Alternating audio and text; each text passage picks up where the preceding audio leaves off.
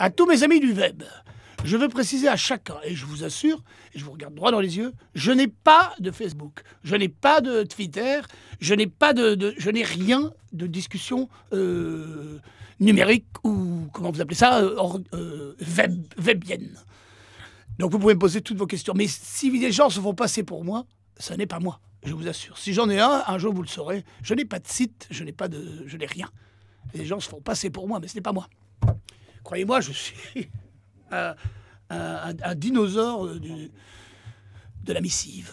De la même façon que les chaînes d'infos en continu avaient marqué et continuent à marquer une accélération du rythme de l'information, les réseaux sociaux accentuent, entretiennent, accélèrent ça pour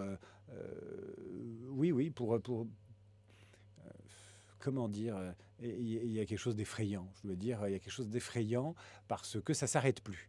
Alors moi, j'ai la chance d'avoir une émission sur Europe 1 où on fait le point, on s'arrête sur 2 ou 3 événements marquants de la semaine.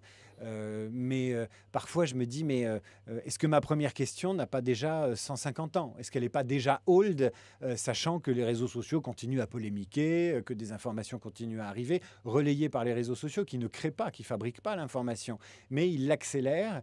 Et on a le sentiment que si on se pose à un moment donné et qu'on dit, bon, on arrête, la prochaine question, ce sera pour demain ou après-demain, on a déjà du mal à comprendre ce qui s'est passé cette semaine, on a l'impression que ce n'est pas possible parfois. Donc il faut savoir freiner, fermer la boîte et puis approfondir ce qui mérite de l'être. Le tweet, c'est génial parce que, et moi je le vois de mon côté, quand je parle de mes émissions et que je suis en direct avec les téléspectateurs et les gens qui regardent, c'est génial parce qu'il n'y a pas d'interface entre les deux.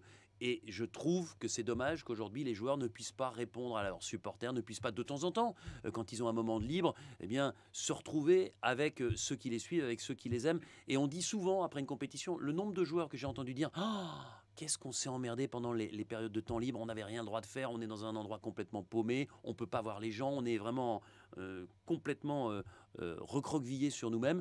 Et je pense que le tweet, les réseaux sociaux, c'était aussi fait pour ouvrir ça. Et si on les bride, pas sûr que ce soit une bonne idée. Bravo. Vous voyez, c'est pratique quand même. Alors, voilà, je remercie les... Comment on appelle ça, les tweeters? Les tweetos. Les tweetos. Les gens qui tweetent, c'est des tweetos? Les tweetos, oui. Vous n'êtes pas une tweetos. Ah, je ne suis pas du tout une tweetos, je suis une ringardos. Faut que je parle à qui? Merci Valérie. Merci beaucoup.